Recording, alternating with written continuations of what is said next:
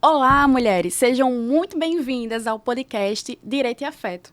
Esse é um podcast pensado para explicar o direito para as mulheres de uma forma simples, de uma forma leve, mas também com seriedade. Aqui, eu acredito que informação, ela é poder. Por isso, o meu desejo é que muitas mulheres sejam empoderadas através desse espaço. E quem sou eu? Meu nome é Raíssa Helena, eu sou advogada. Atualmente, eu sou presidente da Comissão da Mulher Advogada da OAB Paraíba. Sou mãe de Dandara, que isso eu não posso tirar do meu currículo. E acredito no direito como meio de uma ferramenta de transformação social. E hoje, no nosso primeiro episódio, eu estou muito feliz. Vocês não têm noção de quanto esse projeto se tornou um sonho realizado, né? E saiu do papel. Estou aqui com a minha amiga, doutora Janaína Nunes, essa mulher que tem me acompanhado desde o nascimento de Dandara, que eu conheci na OAB e que, assim, eu carrego para a vida, né? Um dos nossos primeiros encontros, nós falamos sobre amamentação, né? Sobre maternidade, sobre gestante, sobre esse marcador social de ser mulher, de ser mãe. E não poderia deixar, né, antes de passar para você, de falar do seu currículo, que eu também admiro bastante.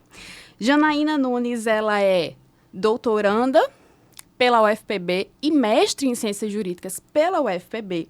Ela é especialista em Direito das Famílias e Sucessões, ex-presidente da Rede Estadual de Advogadas da Rede Sororidade da OAB Paraíba e uma das autoras de várias obras jurídicas.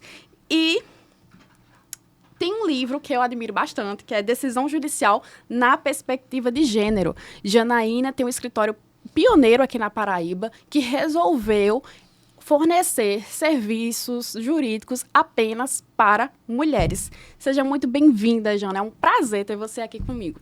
Obrigada, eu que agradeço. Eu estou muito feliz, lisonjeada, né, de estar no primeiro programa de Direito e Afeto, que eu tenho certeza que vai ser um sucesso e que vai falar com muitas mulheres na Paraíba e no mundo. Muito obrigada, Jana, muito obrigada. E hoje nós estamos aqui para falar de um tema que ele é muito importante, né? Que, na verdade, é um gargalo, é uma dúvida e é uma dor no coração para muitas mulheres. E aí eu começo a falar com vocês. O que toda mulher precisa saber antes de se divorciar? Eu vou além, viu, Raíssa? Toda mulher tem que saber desde o momento que pensa em se casar.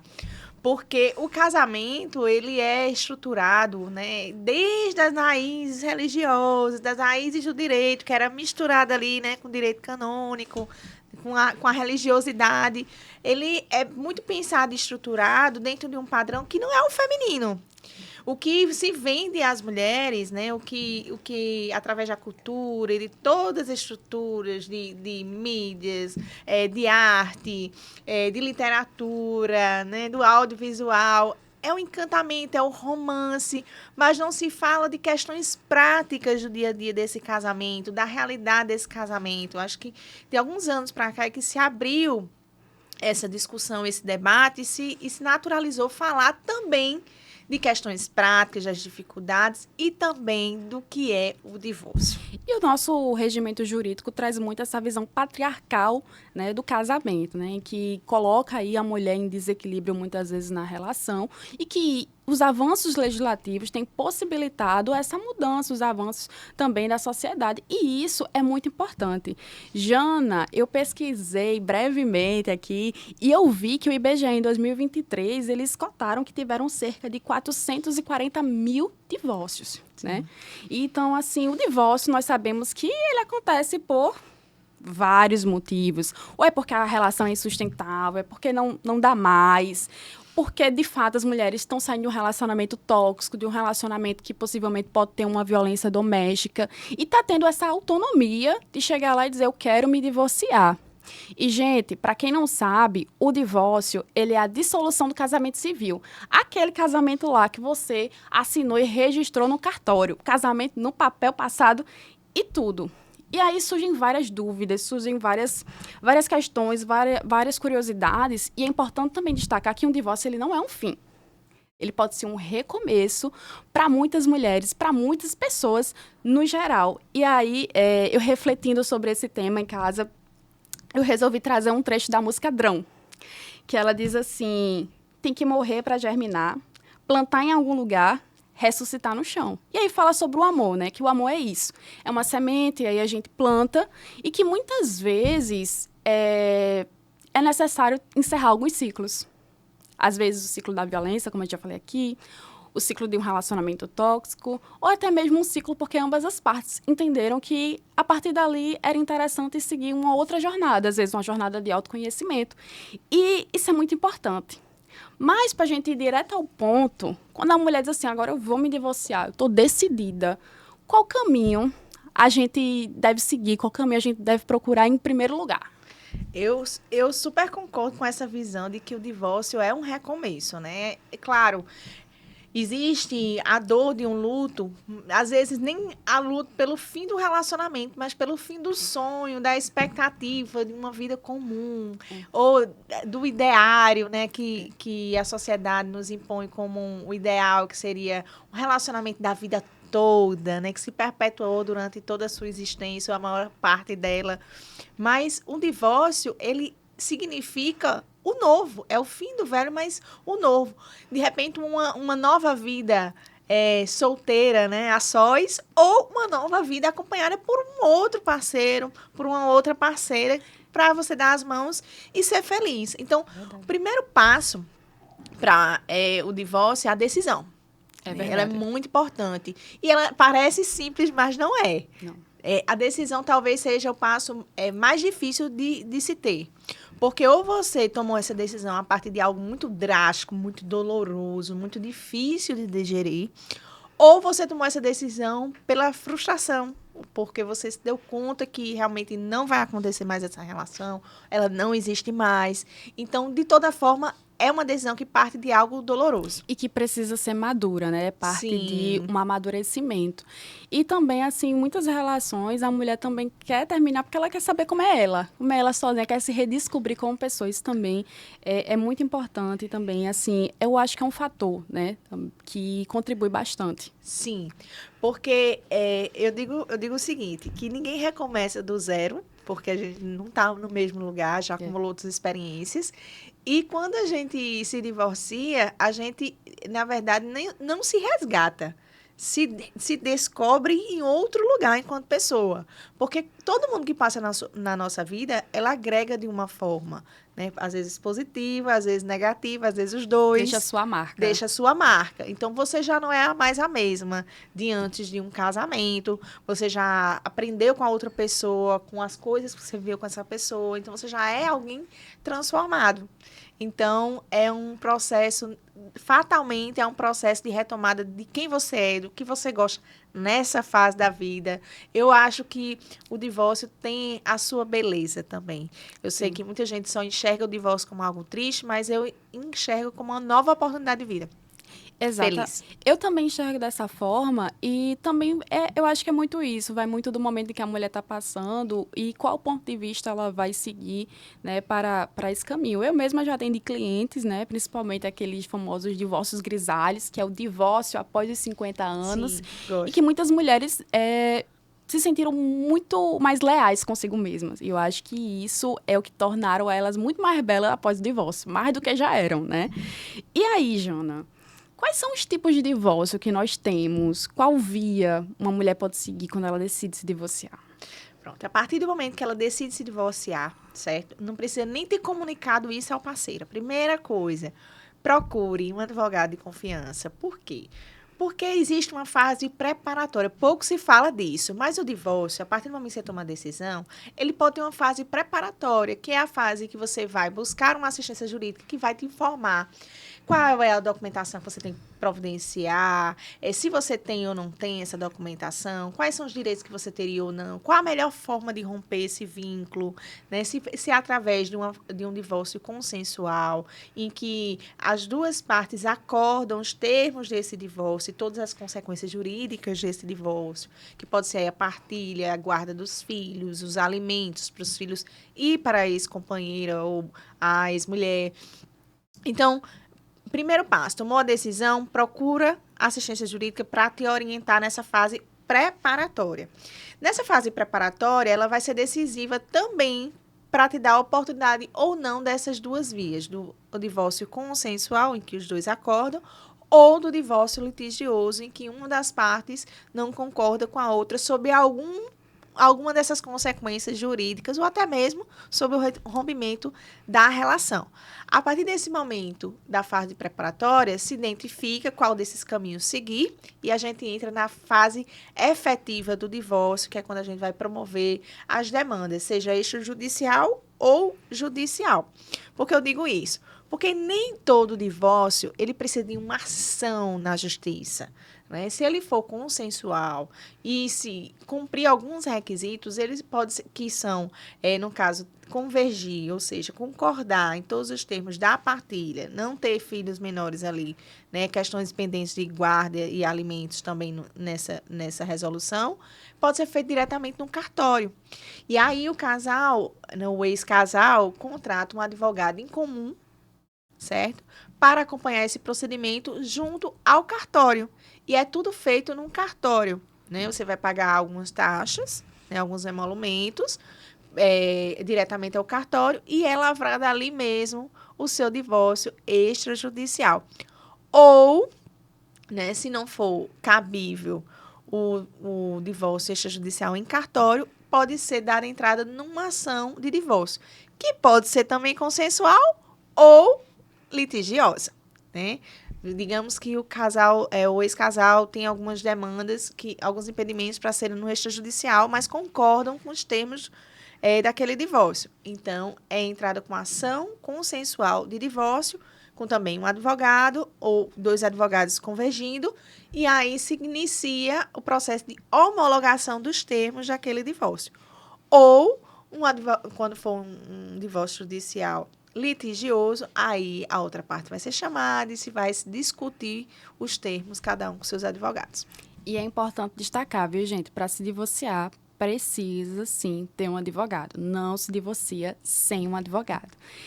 E aí, o que pesa muito para as mulheres quando a gente entra com a ação na justiça vai demorar muito. Ai, vai demorar o quê? Acho que elas pensam demorar uns 5, 10, 15, 20 anos. E esse ano a gente teve uma decisão muito recente do STJ acerca do pedido liminar do divórcio quando se entra com a ação. Eu sei que está um pouco confusa essa frase agora, mas Jana vai descomplicar para a gente. Sim, o que acontece? Nós temos, o divórcio foi um instituto que evoluiu no direito brasileiro, né? Vamos lembrar que isso é muito recente. O Código 16 previu pela primeira vez o desquite. Antes disso, não existia essa figura, né, da dissolução da relação conjugal. O desquite, mas para as mulheres mesmo, ele só veio depois de 62. Porque as mulheres não eram tratadas como relativamente incapazes, inclusive de entrar com a ação, precisavam da autorização do marido e queriam desquitar deles, quando eles não queriam, nem podia... O que comprova os traços patriarcais, Exatamente. Né? Então, não conseguia nem promover essa ação para o desquite. Então, com um código recente, atualizado, depois da Constituição de 88, o Código Civil de 2002, é possível fazer o divórcio. E antes se exigia a questão da separação de corpos. Né? Depois da emenda... Muito importante a gente esclarecer esse assunto, né? Porque quem pegou, né, essa época de separação de corpos acredita que até hoje é assim, que precisa esperar esse tempo. Não é. Depois do Código 2002, ainda prevalecia a figura da separação de corpos. O que era? Era como se fosse uma fase preparatória para o divórcio. Você tinha que ficar afastada de corpos, né, pelo menos 2 anos para requerer esse divórcio. A convalidação no divórcio e romper realmente aquele vínculo conjugal marital. Só que depois da emenda de 2010, desde 2010 para cá, é possível divórcio direto, ou seja, não precisa de lapso temporal, não precisa transcorrer nenhum tempo, não precisa esperar. Se você quiser se divorciar, você solicita esse divórcio diretamente, seja extrajudicialmente ou judicialmente. Só que acontecia, desde 2010 existia uma polêmica, né, pela natureza do próprio instituto jurídico dele. Se um quisesse, o outro não tinha como impedir. Ele ia discutir alguns desdobramentos desse divórcio, mas não podia impedir que o outro se divorciasse. Mas aí se esperava o trâmite do processo até o final para que se tivesse uma decisão decretando esse divórcio. A mulher ficaria presa no relacionamento por mais tempo, né? E se o parceiro não quisesse dar esse divórcio, ela ficava protelando através de meios judiciais o quanto pudesse para que isso acontecesse. Né? Existiam algumas decisões já nos últimos anos, até concedendo esse divórcio antes das decisões finais, né? Ou como uma tutela de urgência, ou como um julgamento antecipado desse mérito, mas em 2025, né, esse ano, decisão super recente do STJ, fixou uma jurisprudência muito interessante no sentido de, olha, agora, como antecipação do mérito, você pode requerer de imediato, entrou com a ação, pede de imediato o divórcio e ele pode ser concedido pelo juízo, sem que a outra parte seja ouvida, manifeste suas defesas, enfim, em relação a outras questões. Isso vai ser discutido depois, mas de imediato pode ser decretado o seu divórcio. Então, nós temos casos no escritório que, depois de 48 horas, nós conseguimos que já fosse decretado o divórcio com mandado de averbação para mudar o estado civil daquela mulher. E é um alívio, né, para essas mulheres, né, quando elas recebem essa notícia de que está divorciada, porque é como se uma etapa, um ciclo tivesse sido se encerrado. Por mais que na frente a gente continue discutindo outras coisas, como guarda e partilha de bens, que em breve a gente vai entrar nesse assunto. Mas só para frisar aqui, mulheres, que vocês não precisam de um tempo mínimo de casamento para poder requerer o divórcio. Isso daí, ó, é coisa do passado, literalmente. É coisa do passado. Tomou a decisão, tome a atitude, porque o divórcio, ele é decretado. Então, tem sido essa decisão do STJ que confirmou uma prática de jurisprudencial que já tinha, né? Também a decisão do STF em 2023, dizendo que o Instituto da Separação Judicial, que é a antiga separação de corpos, ele já não é mais aplicável, porque você já pode ir direto para o divórcio. Como você pode ver que esse impacto tem sido positivo, preserva a autonomia da mulher, respeita essa vontade dela. Como eu falei, o casamento, né, a gente tem isso estatisticamente comprovado. O casamento sempre foi um grande instituto que favoreceu os homens. Não que seja ruim para as mulheres, mas que a gente tem marcadores, por exemplo, sociais, financeiros, que indicam que os homens enriquecem com os casamentos. Isso aí é histórico. Então, o interesse maior do desquite não era necessariamente dos homens. Por isso que as mulheres tiveram que lutar muito para conquistar o direito a não só a independência financeira, mas os direitos em si de propor o desquite, a separação de corpos, o divórcio. Então, estruturalmente, as mulheres são convencidas pelo direito e pela cultura a não se divorciarem, por diversas razões. Então, a gente tem que entender que isso é uma grande evolução. Sim. Isso significa, na prática, que a mulher tem autonomia real, liberdade real de estar casada ou não. E isso é lindo de ver, né? Porque trazer dignidade, né? As mulheres, valorizar a sua opinião e o seu posicionamento, que isso é extremamente importante. Mas aí, quando a gente fala de divórcio, tem muitos temores que vêm junto, né? Que eu já até mencionei agora há pouco. E junto a esses temores, acho que um dos maiores deles é a questão patrimonial. Como é que fica? Como é que eu vou ficar agora? Eu quero me divorciar, não aguento mais esse casamento, não aguento mais esse relacionamento tóxico, então eu realmente preciso encerrar esse ciclo para seguir outro, porque quando eu comecei o casamento eu era uma pessoa, agora eu sou outra, eu vejo que essa relação não faz mais sentido, mas como é que vai ficar a minha vida? Onde é que eu vou morar? Como é que eu vou me sustentar? Outras que só se dedicaram ao lar esse tempo todo, né? E aí, eu quero só fazer uma ressalva, que essa dedicação ao lar é importante, sim, desde que a mulher tenha optado por livre e espontânea vontade a se dedicar a se dedicar, né, às atividades domésticas. E que isso seja valorizado dentro da relação, durante e depois. Exatamente. Né, e seja reconhecido como um trabalho efetivamente, né? Um trabalho que é chamado como trabalho invisível. Né? E que tem que ser reconhecido, tem que ser remunerado. Né? Não é porque a mulher estava nessa condição de estar trabalhando no lar, que ela não vai ter direito a nada, não necessariamente isso. E aí, Jana, vamos lá explicar pra gente, né? E a gente tá fazendo aqui um recorte, né, de comunhão parcial de bens, que é o regime de bens mais utilizado no direito brasileiro. Jana vai explicar para a gente agora o que é esse regime de bens. Veja, toda vez que você se casa ou você celebra uma união estável, é importante que se diga também isso, se determina ali o regime de que vão se comunicar ou não os bens adquiridos antes ou durante a constância dessa relação. Isso é o regime de bens. Desde o Código 2002, aliás, desde de 77, a regra geral desde 96, a regra geral é comunhão parcial de bens. Ou seja, fui num cartório me casar, lavrei uma escritura de união estável, se eu não me manifestei e não falei nada, provavelmente o seu casamento, sua união estável, foi celebrado no regime de comunhão parcial de bens. Ou seja, o que foi adquirido antes dessa relação não se divide. O que foi adquirido durante a relação se divide.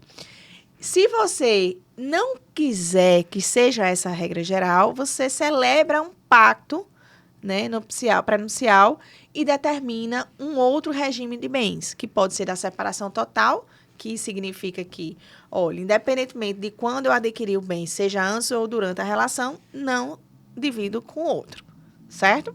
Ou a comunhão total, independentemente do momento também, vamos dividir tudo, certo? E aí essa exceção, ela tem que ser feita através de um pacto, um adendo, para determinar aquele regime diferente.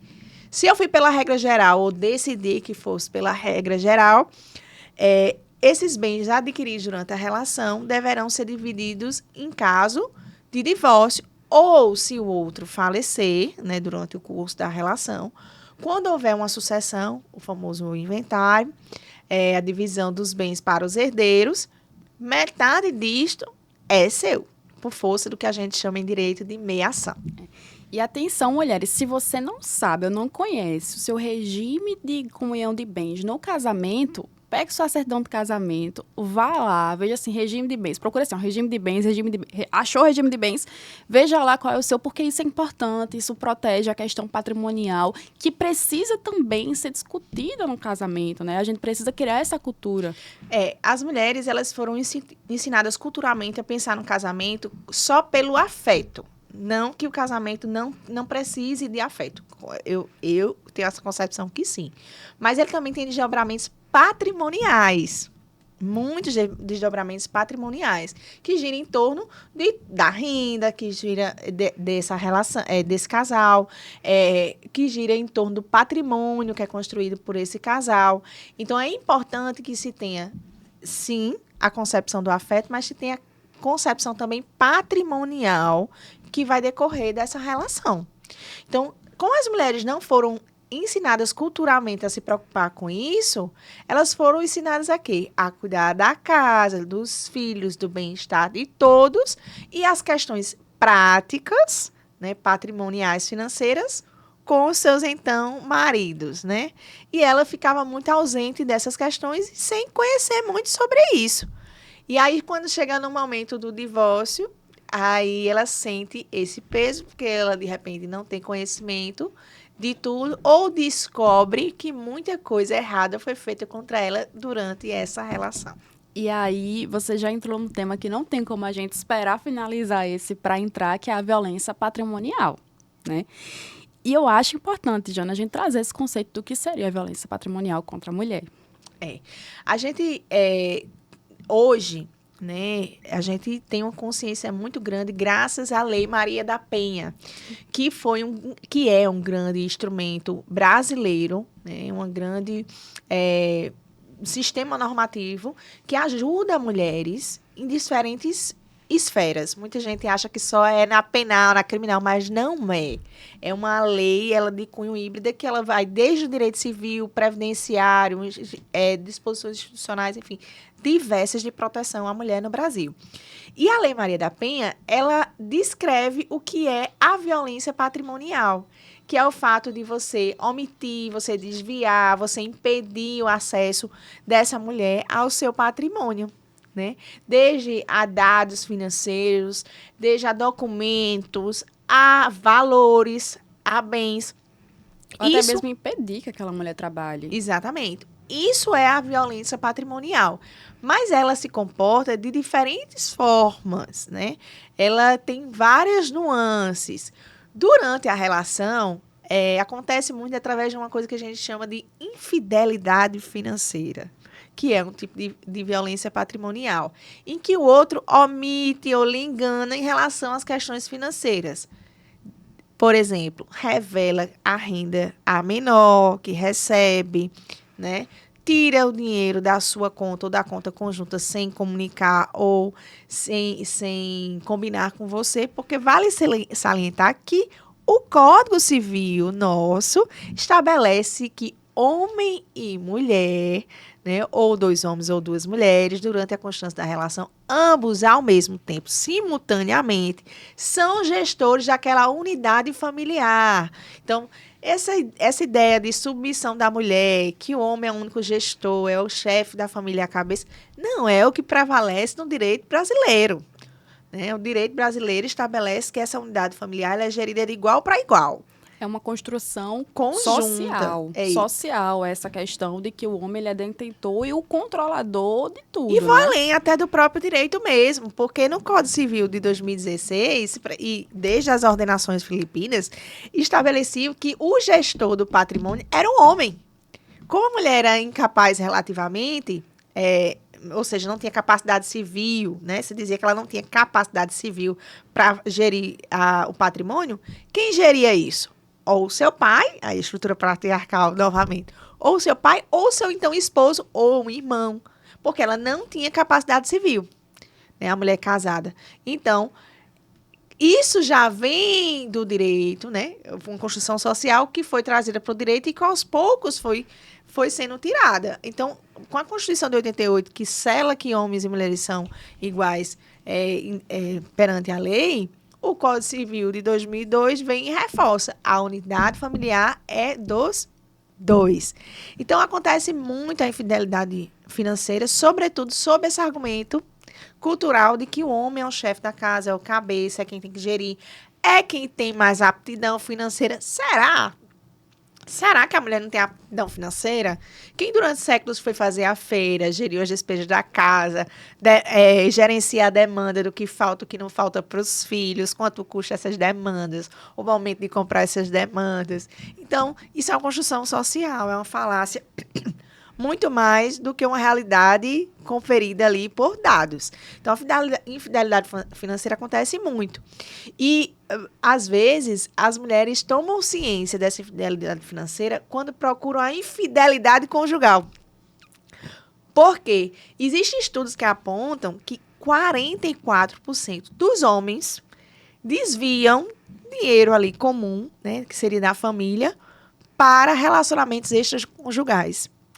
E 36% desses homens utilizam, na verdade, o cartão de crédito habitual para despesas com traição.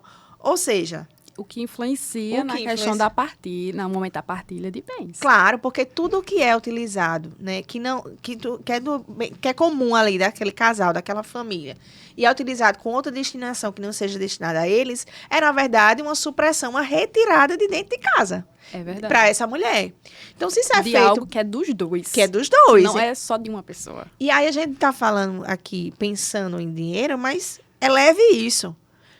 Bens que são comprados em nome de terceiros, de laranjas, que aí vem irmã, que aí vem mãe, que aí vem sócio, que aí vem empresa jurídica, e aí por aí vai. Diferentes meios que a gente chama de fraude e ameação, né? De fraudar essa ameação, esse direito de compartilhamento dos bens. E que é muito mais comum, infelizmente, do que a gente imagina. Então, mulheres, só recapitulando aqui, né, pra gente sempre voltar ao ponto central da questão, de que se você é casada num regime de comunhão parcial de bens, isso implica dizer que tudo que você adquiriu na constância daquele casamento é 50 seu e 50 dele. É o meio a meio. Certo? E isso implica dizer que tudo, literalmente tudo ali, também é seu, independente se você trabalha fora, se você não trabalha, se você vai injetar dinheiro, se você não vai injetar dinheiro, independente disso.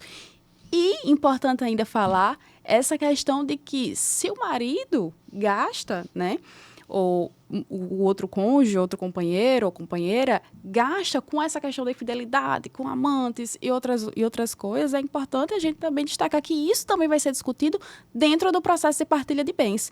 E uma coisa também a se destacar é que o seu divórcio ele pode sim ser decretado antes e a gente continuar discutindo essa partilha de bens, porque não é fácil a gente fazer o levantamento, a gente pedir quebra de sigilo bancário ao magistrado para tentar conceder, para tentar levantar aqueles bens que foram adquiridos e que muitas vezes deixam a mulher ludibriada. E é importante isso para que as mulheres elas estejam seguras financeiramente após a relação, né? E aí a gente vê também a questão do imóvel financiado, do apartamento financiado, que entra muito, né, Jana? Muito. Existem muitos meios de fraudar, né, essa relação. O que é interessante saber? Todos esses meios, eles passam por um não controle da mulher também sobre essas questões. Algum momento, aquele parceiro se sente num lugar ou numa situação confortável de desviar aquele dinheiro, de desviar aquele patrimônio. Então, é muito importante que as próprias mulheres estejam atentas a questões patrimoniais. Primeira coisa, quebrar esse tabu de mulher não falar sobre dinheiro.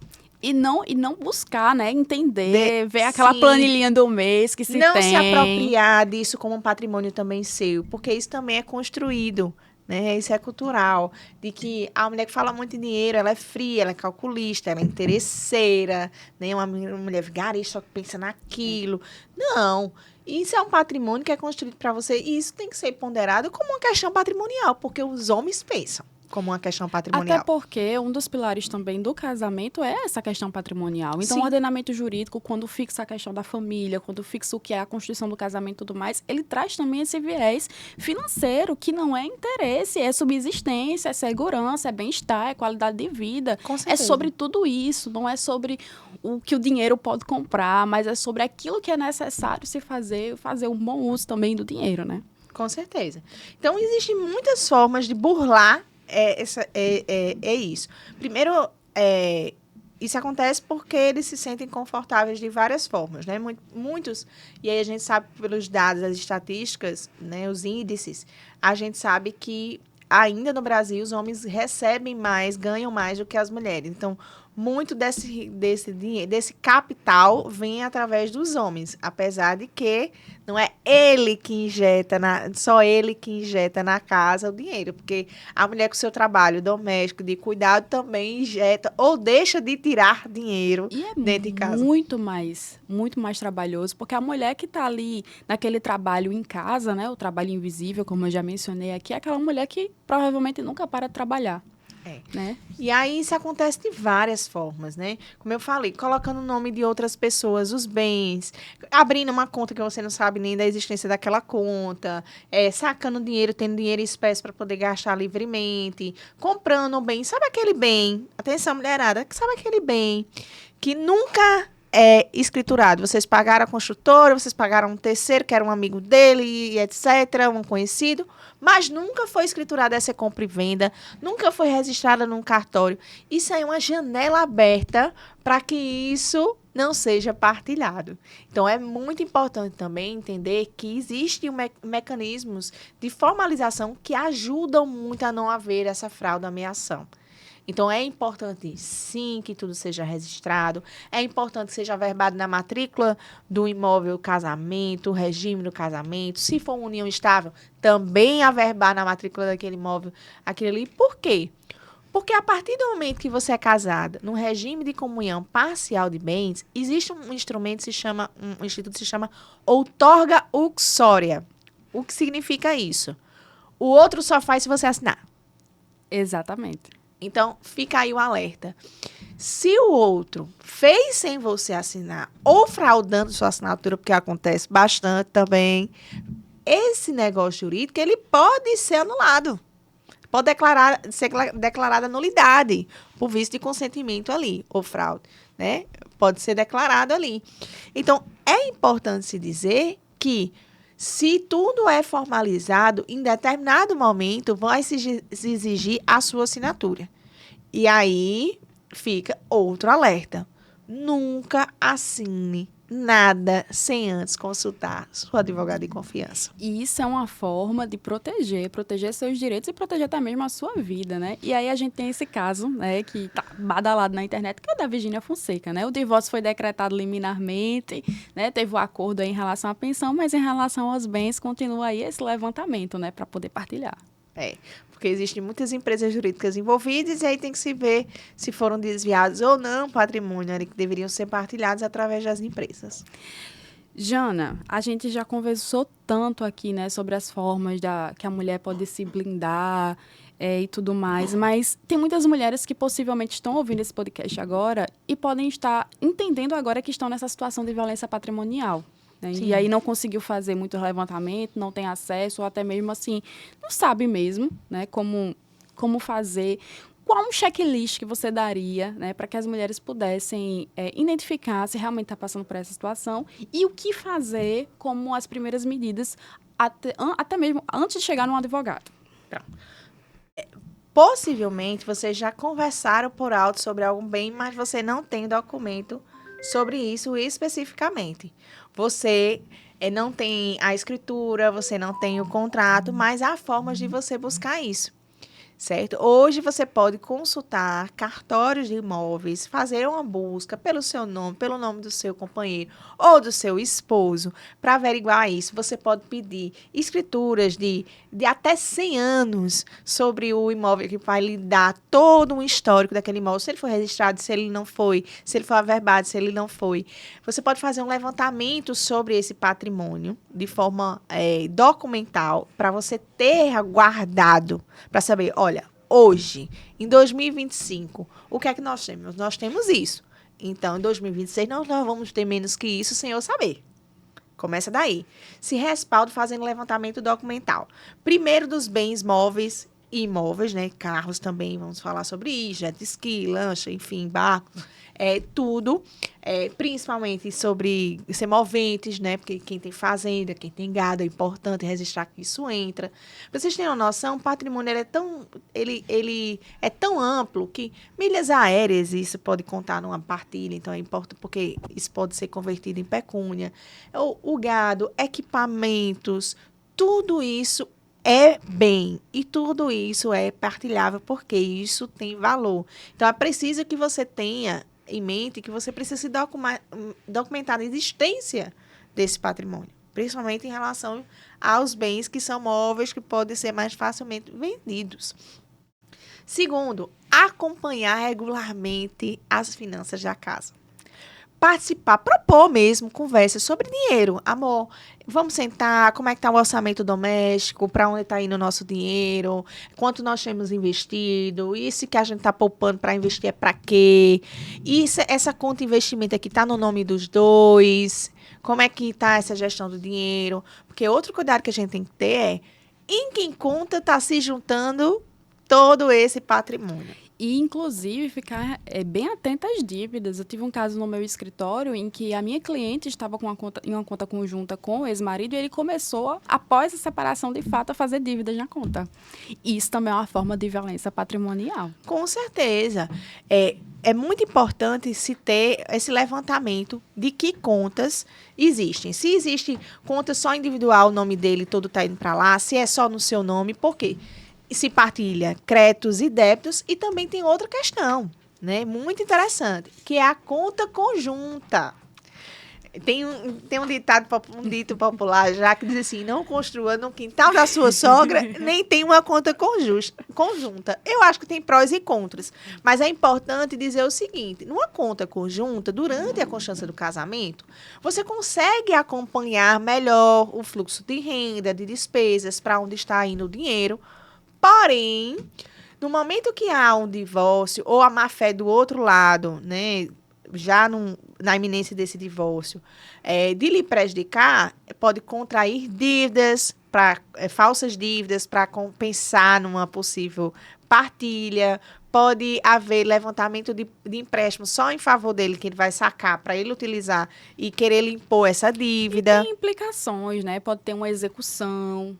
pode ter tantas várias coisas envolvidas, né? Também eu tive um outro caso no meu escritório em que o marido, ele era fiador de um grande empréstimo. E no final das contas, ele foi executado, a cônjuge foi notificada, foi intimada justamente por a questão da outorga uxória, né? Que implica também.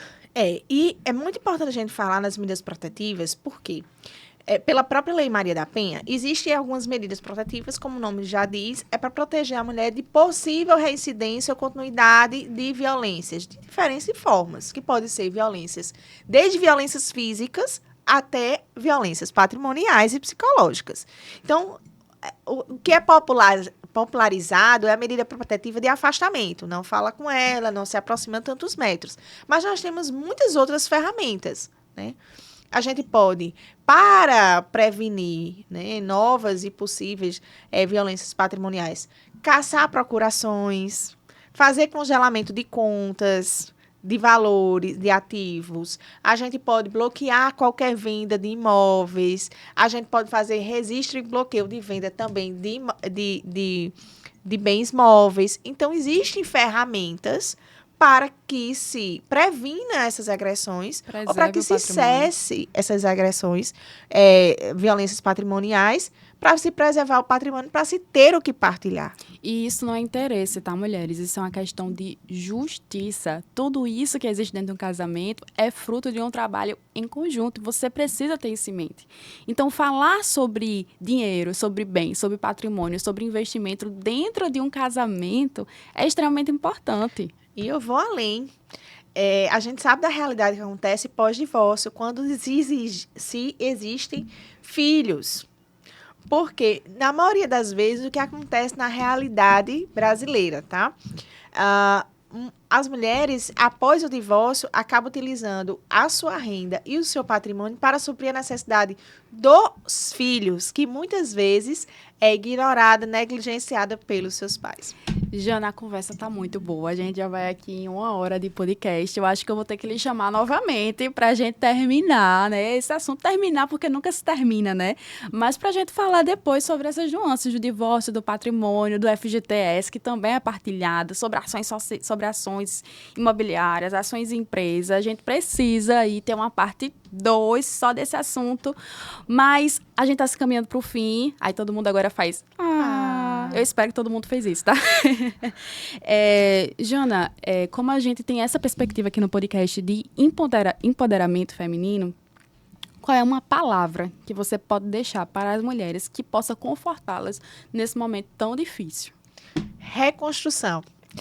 O momento de divórcio não é um momento de destruição, é um momento de reconstrução, né? A gente aceita ou elabora o que não deu certo, ou que deu certo, mas que chegou o momento de acabar, e celebra o novo, o que vem. Essa reconstrução, essa oportunidade de viver coisas novas, conhecer lugares, pessoas, ter experiências novas. Então, esse momento de divórcio é um momento de reconstrução. E eu digo sempre a todos os meus clientes o que é real. Eu nunca vi uma delas que tenha passado por lá, que não tenham voltado melhores depois desse processo de reconstrução. Porque sempre que a mulher se reconstrói, ela se torna maior. Que linda, que mensagem linda. Jana, muito obrigada por ter aceitado esse primeiro convite, esse primeiro episódio, né? Esse convite para esse podcast. Fico muito feliz de ter você aqui. Você sabe de toda a minha admiração por você, por sua trajetória, tanto acadêmica quanto profissional. E eu só tenho a agradecer mesmo. Meu coração transborda aqui de felicidade. Eu também estou muito feliz. Eu sei que esse é um projeto de sucesso e que vai ajudar muitas mulheres, vai passar conhecimento com essa doçura que você tem, mas também com essa autoridade. Não sou muito acostumada a receber elogio, não. Tô aprendendo, né? Que a gente tem que aceitar o elogio. E lembre-se, mulheres, informação é poder. Esse espaço é seu para aprender, para se empoderar e para nunca, jamais desistir dos seus direitos. E nos acompanhe, porque teremos vários outros episódios. Eu espero você aqui no Direito e Afeto.